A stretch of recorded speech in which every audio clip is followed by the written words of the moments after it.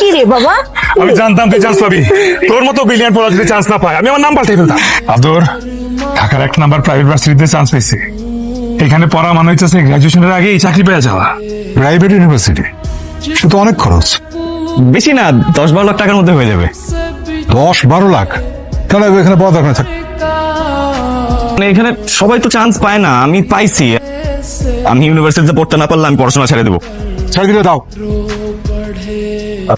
বাইরে যাবে একা একা, কোথায় থাকবে, কি করবে, কাদের সঙ্গে মিশবে। ওটা আপনি ঢাকা যেতে দেন, স্বপ্ন পূরণ করতে দেন, অনেক ভালো করবে।